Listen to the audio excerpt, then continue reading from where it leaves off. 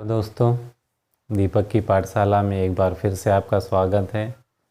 और आज के वीडियो में हम लौकिक संस्कृत जो है वहाँ पर बहुत सारे उससे जुड़े प्रश्न हैं जो कि आपके एग्ज़ाम में आते हैं। तो उन्हीं ग्रंथों के बारे में हम चर्चा करेंगे जो कि लौकिक संस्कृत में लिखे गए हैं और जिन रचनाकारों ने लिखे हैं उनका अध्ययन हम इस वीडियो में करने जा रहे हैं। तो आइए दोस्तों, चलते हैं हम लौकिक संस्कृत में लिखे गए ग्रंथों के ऊपर से आने वाले जो प्रश्न एग्ज़ाम में। तो आपको पता है दोस्तों कि लौकिक संस्कृत जो है 1000 ईसा पूर्व से लेकर के 500 ईसा पूर्व इसका समय काल माना गया है। और कुछ लोगों को मालूम होना चाहिए कि ये ईसा पूर्व क्या है। ईसा पूर्व मतलब जो ईसा मसीह है इस समय के, जब इस समय ईसा पूर्व से भी 1000 वर्ष जो है पहले के समय की बात है, जब उनका जन्म हुआ था। तो ईसा मसीह का जन्म का पूर्व की जो बात है उस समय की ये बातें हैं। और लौकिक संस्कृत की अगर हम बात करें तो लौकिक संस्कृत का समय 1000 ईसा पूर्व से लेकर के आपका 500 ईसा पूर्व तक माना गया है। इसमें जो ग्रंथ ये लिखे गए हैं, आप अधिकांश लोग इसको जानते भी होंगे, उनके रचनाकार को भी जानते होंगे, फिर भी हम एक बार इसको अध्ययन कर लेते हैं दोस्तों। इसमें जैसे पहला ग्रंथ जो लिखा गया है लौकिक संस्कृत में, रामायण। रामायण का रचनाकार तो आपको मालूम ही होगा दोस्तों। रामायण किसने लिखी है? वाल्मीकि ने लिखी है, ठीक है। महाभारत किसने लिखी है? वेद व्यास ने लिखी है। अष्टाध्यायी किसने लिखी है? पाणिनि ने लिखी है, ठीक है। फिर अर्थशास्त्र का रचयिता कौन है? चाणक्य हैं। कामसूत्र के जो रचनाकार हुए हैं वात्स्यायन। फिर नाट्यशास्त्र किसने लिखे हैं? भरत मुनि ने। काव्यादर्श किसने लिखा है? दंडी ने। काव्य अलंकार किसने लिखा है? भामह ने। काव्य मीमांसा किसकी रचना है? राजशेखर की। सरस्वती कंठाभरण किसकी रचना है? राजा भोज की। उसी प्रकार काव्य प्रकाश के रचनाकार कौन है? मम्मट हैं। काव्य अनुशासन किसकी रचना है? हेमचंद्र की रचना है। फिर साहित्य दर्पण की रचनाकार कौन है? विश्वनाथ हैं। रसगंगाधर किसकी रचना है? जगन्नाथ दास रत्नाकर की। मत्स्यकटिकम किसकी रचना है? सुद्रक की। मुद्रा राक्षस किसकी रचना है? विशाख दत्त की। मालती माधवम किसकी रचना है? भवभूति की। फिर बुद्ध चरितम किसकी रचना है? अश्वघोष की। प्रियदर्शिका, रत्नावली और नागानंद, ये तीनों रचनाएं किसकी हैं? हर्षवर्धन की। किराता अर्जुनियम भारवी की रचनाएं। राजतरंगिणी किसकी रचनाएं? कल्हण की रचनाएं। और रघुवंशम, मेघदूतम, कुमार संभवम, ऋतु संहार, विक्रमोर्वशीयम, अभिज्ञानलव शकुंतलम, ये सभी जो रचनाएं हैं महाकवि कालिदास की है। दोस्तों, ये जो अभी हम लौकिक संस्कृत में अभी जिन लेखकों के या ग्रंथों के रचनाकारों के बारे में हम जिक्र कर रहे हैं, जानकारी ले रहे हैं, तो ये सभी एक महत्वपूर्ण उस समय लौकिक संस्कृत में हुए आचार्य थे। ये सभी आचार्य हैं और इनके जो ग्रंथ लिखे हुए हैं तो इनके ग्रंथों को हमने अभी पढ़ा। और प्रश्न यहाँ से जब आता है तो या तो इनकी रचनाएं पूछ ली जाती है या तो रचनाकारों को पूछ लिया जाता है।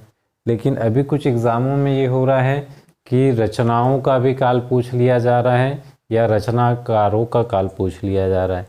तो जो क्वेश्चन बनते हैं दोस्तों उस पर हम बात करेंगे कि आपको एक प्रश्न इस तरह का दिया जाएगा, 4 विकल्प में रहेगा कि लौकिक संस्कृत में लिखे गए साहित्य इनमें से कौन से हैं। तो आपको 4 विकल्प दिए रहेंगे, उनमें से एक लौकिक संस्कृत का कोई भी ग्रंथ दे दिया रहेगा, बाकी अन्य दूसरे समय के ग्रंथ रहेंगे। तो क्वेश्चन ऐसा ही बनेगा कि लौकिक संस्कृत के समय का ग्रंथ, लिखा हुआ ग्रंथ कौन सा है। तो यदि आपको ये ग्रंथ अगर मालूम है, इनके रचनाकार मालूम है, तो आप इसका आंसर सटीक लगा पाएंगे। और प्रायः सभी लोगों को इसका रचनाकार और रचनाओं के बारे में जानकारी रहती ही है, और जिनको नहीं है तो अच्छे से याद कर लीजिएगा। फिर इसमें एक बात ये निकल के आती है कि इतने सारे जो रचनाकार हुए हैं, उनके रचनाएं हुई है, तो उसके याद करने की क्या क्या तरीके हैं। तो दोस्तों, अगर किसी लेखक की सिंगल रचना है तो आसानी से बार बार आप अध्ययन करोगे तो याद हो जाएगा। और जहाँ अगर एक लेखक की बहुत सारी रचनाएं हैं तो कहीं ना कहीं गीतों के माध्यम से, कहानी के माध्यम से, या एक बातों के माध्यम से आप अपने जिस एरिया में रह रहे हैं और जिन लोगों से जुड़े हैं उनके ऊपर एक छोटी सी कहानी बना सकते हैं और उनको रचनाओं को याद रख सकते हैं। जैसा कि एक मैं ट्रिक बता रहा हूँ, जैसे यहाँ पर एक रचना है, ये कालिदास जी हैं, इनकी बहुत सारी रचनाएं हैं।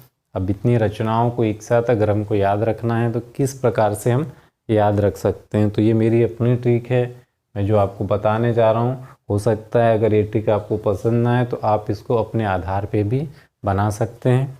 तो यहाँ पर एक किसकी रचना है, कालिदास की ले लेते हैं हम। जैसे कि यहाँ दिया हुआ है रघुवंशम, मेघदूतम, कुमार संभवम, ऋतुसंहार, विक्रमोर्वशीयम और अभिज्ञानलव शकुंतलम। ये सभी रचनाएं कालिदास की।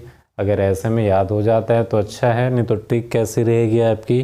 जैसे यहाँ दिया है रघुवंशम, तो इसको याद करने का तरीका ऐसा रहेगा दोस्तों, ट्रिक के माध्यम से, कि रघुवंश ने क्या किया, मेघदूत, रघुवंश ने मेघदूत को क्या किया, भेजा।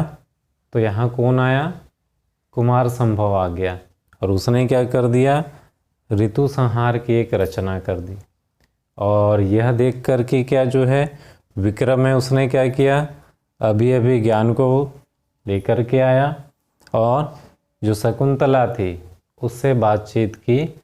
तो इस तरह से ये सभी जो रचनाएं हो गई है कालिदास की, इस तरह से भी आप बहुत सारे आप अपने माध्यम से यहाँ ट्रिक बना सकते हैं, या अन्य किसी जो आपको सरल जाए उसी हिसाब से आप इस तरह के ट्रिक का इस्तेमाल करके रचनाओं को याद रख सकते हैं।